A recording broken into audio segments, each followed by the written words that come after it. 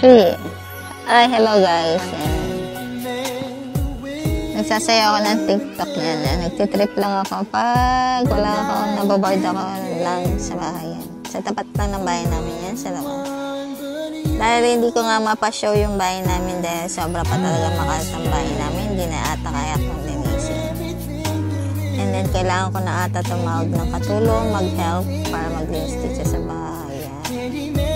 Yung mga kaartean ko, wala lang yan. Yan, pag dati nababagot. Nagtitiktok ako pag wala. Nababoard ako sa buhay. Yan. Bag-grade tayo. Yan. Medyo nalinis ko na yung bag ko, pero dumami na naman. Yan. Konti na lang yung laman niya kasi dati ang dami niyang laman. Puro resibo, puro binili, pamili, puro shopping, puro resibo ng mga babayarang bills, kuryente, bahay, tubig, ganon. Water, kuryente, gas, yan. Ito yung dashbag ko sa cellphone para hindi siya nagagasgas kasi hindi ko pa siya mabilan ng casing talaga kasi ang hirap po umanap ng casing na iPhone 12 mini yan kasi uso po nga kasi ngayon yung mga pro malalaking iPhone yan. Ang pinili ko lang iPhone 12 mini para sakto lang sa aking gusto yan, madali ko lang bit-bit yan, magbablog ako yan after kong magtrabaho yan sa tapat lang yan ng hotel sa likod ng park, sa harapan ng parking lot. Yan, may Tulis Coffee Shop, cafe yan. Medyo malayo kasi yung Starbucks sa station pa. Lalakad pa ako, medyo malayo. Hindi naman ako uwaw na uwaw kasi sa trabaho pa lang doon sa vending machine. Naubos na yung mga coin ko kakabili doon sa vending machine ng water, ng coffee, babawasan ko nga po yung coffee kasi masyado tayong nervyosa ngayon kasi nakakape siguro. Hindi naman ako mahilig sa kape yan. May dala akong mask yan. Every time may mask ako. Noon pa naman, wala pa ako sa Manhattan Hotel. Marami na talaga kaming mask. Meron pang mask. Bili ko na kami ng bili ng mask. Yan kasi nga nakukulitan na nga ako dun sa amo namin, sa boss namin. Yung Satcho daw yan. Magmask daw ako. Kahit nakikita niya akong nakamask, magmask daw ako. Duling ata siya, bulog ata siya, hindi niya ata nakikitang nakamas ako. Yan. Kahit may ang lakas ng trip niya, kahit may mask ako, papasuot niya pa rin yung mask daw mask. Pero may mask naman ako, hindi naman ako hindi nagmamask kasi nga lagi akong yan, yung pitaka kong Louis Vuitton na vintage, na matagal na, panahon pa ni Kopong-Kopong. Eto naman yan, na chichismis na may million daw ako sa wallet. Wala tayong milyon. Sana nga maging milyonarya tayo para lumaki yung mga mata ng mga basher ko, yung mga haters ko, yung mga galit sa akin. Baka para yung mga galit sa akin, kaaway ko, bigla akong batiin. Tapos yung mga galit sa akin, biglang maging mabait. Hindi na magagalit, bigla akong magiging bate. Pag may milyon talaga. Wala pa tayong milyon, guys. Yan. Monetization pa rin ako within 60 days. Yun. Tulungan niyo ako sa views para ma-monetize ako. Yan. Para kumita talaga tayo ng milyon-milyon. Kung marireach naman natin yung milyon na kita. Bakit hindi, no? Ang hirap din kaya na maging katulong sa hotel. Karga ako ng buhat ako ng buhat ng mga bibigat na bed doon. Mga king size bed ang aking kinakamahan. Hindi naman tayo pwede magreklamo eh. Ayun talaga ang trabaho natin, taga-bed. Kaya kung may kabigatan ng bed, wala tayong magagawa. Trabaho yun eh. Yun. Hindi naman ako mareklamo sa trabaho at hindi naman ako mapili. Kahit paglinisin naman ako, okay lang. Pero wala po kasi sa linis ngayon. Nasa bed po ako. Pero isa part of trabaho ko rin yung naglilinis. Minsan na-assign ako pag kulang sa linis. Maraming bed. Or, ngayon kasi kulang ang bed. Kaya lagi ako nasa bed. Yan. Bed making. Ang sister yan. Ay, ako nakubad Meron ako yan. Yan. Suot. Ano ba yan? Pek short? Or bra or crop top. Ayan. Nagre-ready na ako pumasok sa trabaho niya. Yung uniforme ko, yan. Mawala na lahat. Wag lang uniform. Dahil pag nawala yung uniforme natin, hindi natin mapagtrabaho. Wala tayo uniforme, diba? Kailangan yung uniform ko sa hotel yan. Pag nagbebed ako. Hindi naman pwedeng magbebed ka naka-crop top kasi naka-pek short ka doon, diba? Magahasa ka doon ng mga malilibog na ano doon. Hindi, wala namang malibog doon. Ako lang ata malibog na tauhan doon, Charles. Charot lang, charit lang, joke lang. Pinapatawa ko lang. Yan, ay ako naman sila munista. Yan, pag tuwing sumiko, wala akong magawa. Merong gasto sa tapat ng bahay ko. Pwede naman magluto. Tinamad pa magluto, nag-order na lang ng gasto. Yan, dahil ayan naman ang gusto ng anak ko. Tuwan-tuwa yan, yung anak ko pag ganyan. Nag-order.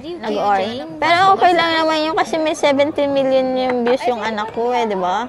Kung kikita, papasahurin tayo ni Meta sa 17 million views, wala pa yung gasino pa lang yung pinapakain natin sa anak natin dahil sa kanya naman talaga yung 17 million views.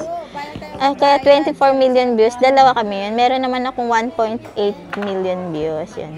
Ang nanay hindi rin nagpatalo, hindi rin nagpakabog. Kaya ko rin pala maghatak ng million views. Yan. Kung magiging million natin, million views, bakit hindi natin kararin yan yung pagiging vlogger natin, no? Kesa naman habang buhay tayong katulong. Pero okay lang naman sa akin maging katulong kasi hindi naman ganun na mabigat sa akin kasi sanay na ako sa mga bed. At sanay din ako magkuskus-kuskus ng mga inidoro at bathtub kasi trabaho ko talaga sa APA Resort is all around lahat. Sa APA Resort, walang senyorita doon, walang boss. Lahat, kung anong ginagawa ng isa, lahat ginagawa. Yun. Dito nga kasi sa Manhattan, maganda kasi dito, pag taga-bed ka lang, taga-bed ka lang. Pag tagalinis ka, tagalinis ka. Pag amenity settings ka lang, amenity settings. Yun. Maganda, bukod-bukod ang trabaho para mas madali nga, mas magaang, mas mabilis yun. Ayun ang system. Iba-iba po kasi ang system sa mga hotel na pinapasukan natin. Depende po yan sa mga amo natin. Kung anong ipinag-uutos ng amo natin. Hindi naman natin pwedeng hindi sundin yung pinag-uutos ng amo natin. Kaya lahat ng pinag-uutos niya kailangan sundin. Yun. Ayun lang. Ayun. Dahil nagtatrabaho ako, napapagod ako sa trabaho. Kaya nag-enjoy na lang ako sa mga pagkain. Binabawi ko na lang sa mga pagkain na kinakain ko. Nag-iipon na ako ng lakas. Para kaya ko magbuhat-buhat ng mga bed. Kaya ko mag-bed ng 12. Minsan 14. Pero hindi pa ako nakakaranas ng 16. 15 ata, nakaranas ako 15. Hindi ko rin kasi minsan tinitignan yung papers ko Minsan gawa lang din ako ng magawa. Pero ngayon lahat po nakalista kasi meron po something na mga nagre-reklamo na katrabaho natin. Para kung may magreklamo man, meron akong nakalista memo. Nililista ko yung mga ginagawa kong kwarto na binibed making, kung ano meron doon, kung may mineral water ba doon, or tapos na linisin, may nag-inugasan na or may nag-settings na doon. Yan. Lahat po yan nililista ko yan. Hindi lang ako kain tulog sa Japan. Marami po akong ginagawa yan. Ang hindi ko lang talaga manggawa ngayon, yung sex kasi wala tayong jowa, wala tayong kapapahan, wala tayong asawa. Yan. At wag natin banggitin about sex here kasi masela ng Facebook. Baka maban tayo, madelete tayo. Ayan, bag raid na naman tayo. Pinagmalaki talaga yung basura ng bag natin. Kumonti na yung basura ko kasi nagbawas na ako. Nilagay ko na sa karton yung mga laman. Yan, marami na resibo. Resibo lang talaga meron ako. Million resibo meron ako, pero pera wala. Wala pa talaga. Hindi ko naman titago yung million. Pera ko naman, magiging pera ko yun. Ba't ko itatago? Pera ko, magiging pera ko yun sa Facebook. Wala pa, hindi pa nagbibigay si Meta ng commission kong million. Ang ano nga rin kasi 1.2 or 1. Malinaw na 1.2 million ang commission ko kay Meta sa 24 million views or madadagdagan pa yun. Magiging 50 million estimated nga daw yung Madam Daday page. Pero matagal pa yun kasi kailangan daw maraming video. Marami ka pa rin gagawin video. Maraming live. Hindi yung isang beses naka-jackpot ka ng million views kasi may pera ka agad. Kailangan mo pa rin paghirapan. Ganun pala si Meta, no? Pero yung stress ko kay Meta, kinain ko na lang. Hindi na nga ako pinasahod ni Meta, nagastosan pa ako sa kain-kain. Parang isi-share ko pa rin ko yung ano yung buhay ko sa Japan. Yun, kain-tulog lang naman ako sa Japan. Palamunin daw ako ng gobyerno, yun. Malakas daw ako sa president kasi Ayun, type daw ako ng president ng gobyerno, ng City Hall, yun. Hindi naman sa type, talagang sabagay may mga type din kasi ang mga amo natin dito, di ba? Kung type ako ng president ng City Hall, sure, why not? Kung binata naman yun, divorce or biyudo or may katandaan na, type naman natin, di ba? Wala naman yan sa bata matanda. Kasi meron naman batas, hindi naman natin type yun. May matanda naman, o ubod naman ng type natin. Iba-iba nga kasi tayo ng type sa buhay. Yun. Type ko nga rin kasi yun si president ng City Hall yun. Tsaka, hindi kami awanay sa usapan. Kung baga nagtutugma yung usapan namin, yun, nagkakasundo kami. Ganun ba? Oo, ganun. Oo nga, ganun. And then, hindi ako hirap makaintindi ng Nihongo niya kasi some of Japanese hindi tayo naintindihan na Hapon. Meron naman Hapon na naintindihan natin yan. Ayun pa rin yan. Yan, tumatambay pa rin ako sa tapat ng hotel yan sa Tulis. Eto naman sa Kemi Gawahama toilet na to. Yan, dito na yan sa lugar namin. Yan, bumili kasi ako ng casing ng cellphone. Wala akong nakabili. Dash bag na lang yun para hindi lang magasgasan yan. Ito naman, nasa Tulis pa rin ako yan sa counter. Yan, nag-order ako ng chocolate cacao. Yan. Ayan. Yan, sa Tulis. Yan. Tulis Coffee Shop. Medyo malayo kasi yung Starbucks pero favorite ka talaga yung Starbucks. Pero masarap din tong Tulis. Parang Starbucks din ang lasa. Yun lang. Hindi rin naman sila nagkakatalo sa presyo, parang same lang. Yan. Mas mura nga sa Starbucks. Pero parehas lang naman sila ng size ng baso. Parehas lang din naman sila ng lasa ng cacao, chocolate cacao yan. Yan, nagkakalkal ako ng basura, ng coin. Ng basura ng bag ko yung bariya. Bariya kasi, ang dami ko kasi yung bariya. Yung kada sukle, nilalagay ko lang doon. Tinatamad na ako maglabas-labas ng wallet. Yan. Kasi yung pera ko nasa Suica minsan. Dapat yung Suica nire-recharge ko na malaki ang pera para hindi na ako ganyan. Diba? Yun lang.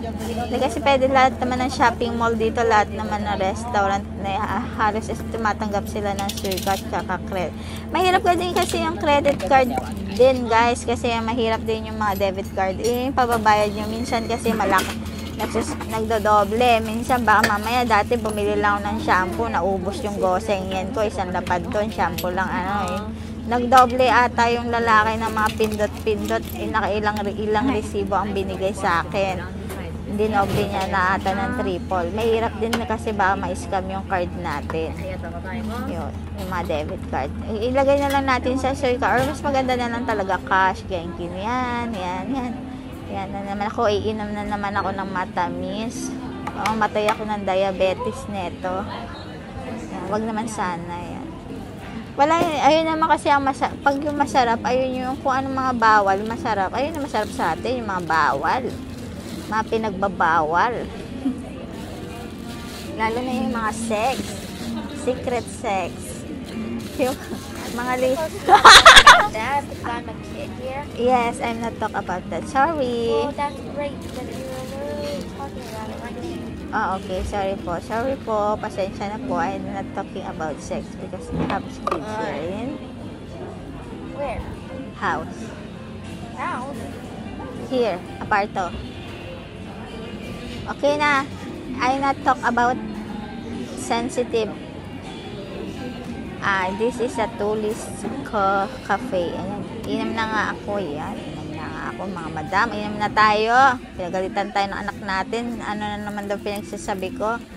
I'm not talking about what? I'm not talking about sex because have a kids down here. Okay na, sorry na po. Of course, if I'm your daughter. Okay na po, sorry. Thank you for your patience. Never mind, don't think about this is a vlog only, but nga kasi some people are here that is also kasi madam, why talking about sex, have kids, diba? It's not good. No, Hi mother. guys. Okay, goodbye. Of course, it don't matter. I can talk about that. Okay, sorry. Bye.